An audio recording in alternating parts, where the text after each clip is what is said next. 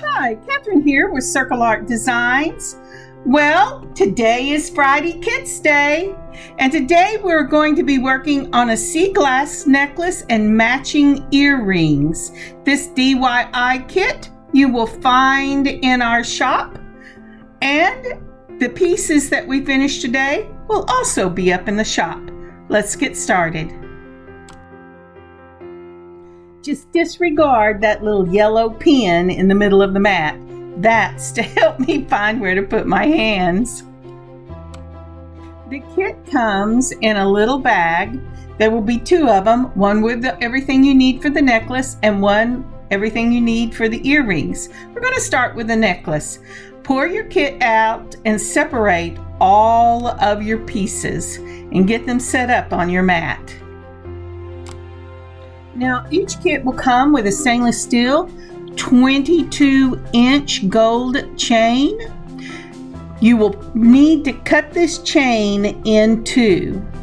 There also will be 3 pieces of your sea glass. You should have some dyed mother of pearl chips and some beautiful faceted crystal beads in pastels. Oh, and 2 4mm gold balls. You should also find 1 large jump ring that will go with your lobster claw clasp and 3 of the smaller jump rings to join your chain to your necklace piece and to join your lobster clasp to the chain. Also in the kit is a piece of memory wire. This is to make the center of our necklace. Using your round nose pliers, on one end of your memory wire, you're going to clasp the end with the tip of your straight nose pliers, and you're going to turn the memory wire over the top of the curve, not under, but over, and make a circle. Make sure your circle touches the memory wire to close it off. Now, to start the pendant, separate your faceted crystals into 2 groups of 4 and arrange the colors however you would like them to be. Now we're going to put the first 4 onto the memory wire, and it should look like this. After the faceted crystals, we will put on the dyed mother of pearl chips. There will be 3 on each side. Again, arrange them the way you like them. Doesn't have to be how I like them. So once the mother of pearl chips are on, you're going to want to put your sea glass on. I tried to put in each kit 3 different colors, even if they were shades of the same color, and 3 different sizes. Once you have them laid out the way you want them, you will put on one of your sea glass beads, then your 4mm gold spacer, a sea glass bead, your 4mm spacer, and a sea glass bead. And next we're going to just back out of this. Start with your 3 mother of pearl chips, then your 4 faceted crystal beads, and that's ready to turn. I just love the look of this pendant. To turn this pendant, you're going to do it the same way you did on the previous end. If you have to cut any of the length of this wire off, do not use your regular cutters. Use either an old pair that you don't mind tearing up, or get you a pair of memory wire cutters. Lots of the bead stores carry them. And just as you see, you're going to take your straight nose pliers, take the very tip of the memory wire, and begin to gently turn it over the top back towards the memory wire itself, and then close it up. The reason it's so important to make sure that loop is closed is we're going to put a jump ring and then chain on that jump ring to hold this pendant in front. You don't want it slipping off. I can almost hear the waves lapping on the beach and at the ocean. I'll get it right in a moment. And speaking of moment, would you take a moment and like and leave a comment for this video? It would be much appreciated. Thank you. And now we're going to go ahead and work with the chain. I put this in as a 22-inch chain. I put my chain on a needle or a pin and I dangle it. I run my hands down it till I find the center and I clip it with my wire cutters. Being 22 inches, once you add the pendant to this, it's going to run anywhere from 24.5 to 26.5 inches, depending on the width of your pendant. So decide how long you want your necklace. I went ahead and left mine the full length and ended up 26 inches with the clasp.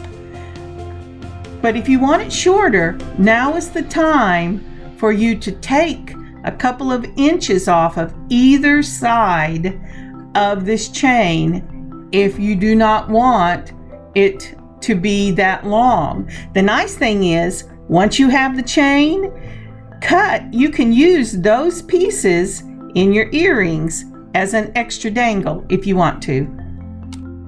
Okay, since I talked through the first jump ring, let me tell you, use your small jump rings. Go ahead between two pliers, hold it, twist one wrist, open the jump ring. Then you're going to put the jump ring, your pendant, onto the jump ring, and then your chain. If you put your chain on first and then your jump ring, that's okay, but make sure you do it exactly the same way on each side so it will hang properly. And then to close the jump ring, just hold it between the two pliers and twist the one side back, making sure you close it. Now, one of the small jump rings in your kit should be opened already. That's because that's the way they came with the lobster claws. So, take the one that's already open and slip on your chain, then slip on your lobster claw, and then twist it the same way as the other. You just didn't have to open it until you get it closed. If they have a tendency one to slip under the other, just use your straight nose and raise it up a little bit until they sit right at each other. Now we're going to take the larger jump ring and open it exactly like we have done all the other jump rings with a twist of the wrist. Please never pull it. It distorts the jump ring and you'll never get it round again. Once you have it open, put your chain on and close the jump ring, making sure that it closes completely. And this necklace is finished and we're ready to go on to the earrings. Now, isn't that lovely?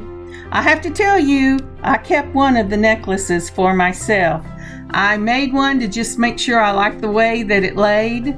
And then I used one of the kits I had put together to make one to show you how it was made. And that one will be the one that goes up in the shop with the earrings. And speaking of earrings, this is the earring kit. It will come in a small package as well. Everything you need to make a pair of matching earrings will be in this kit, and the necklace and earrings come together as one DIY kit. Open up your kit and go ahead and separate everything that comes in the kit.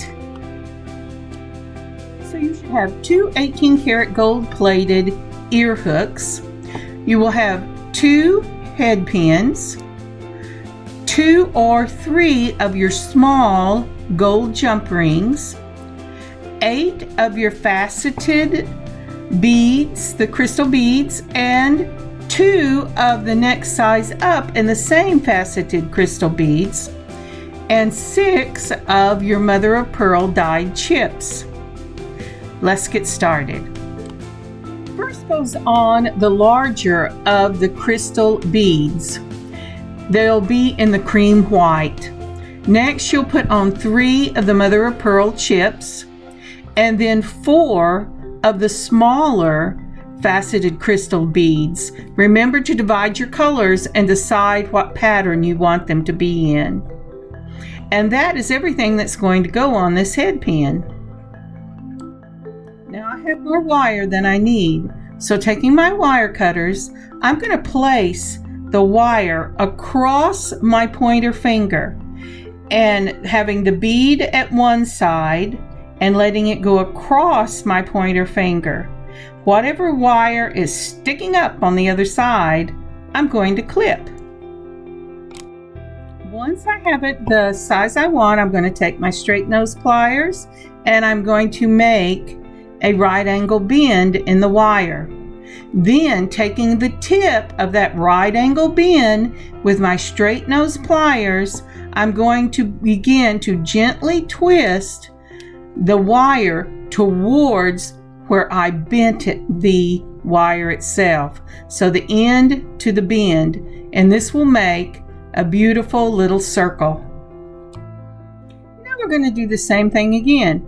We're going to start with the larger of our faceted crystal beads and put it on the head pin.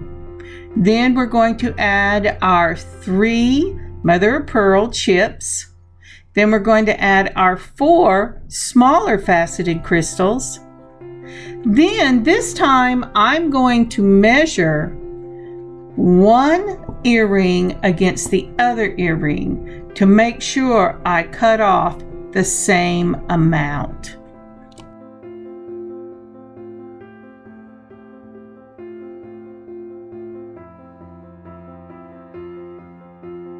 I could have made the bend, the right angle, right at the bead, but I wanted a slightly longer dangle. It's okay whichever way you do it.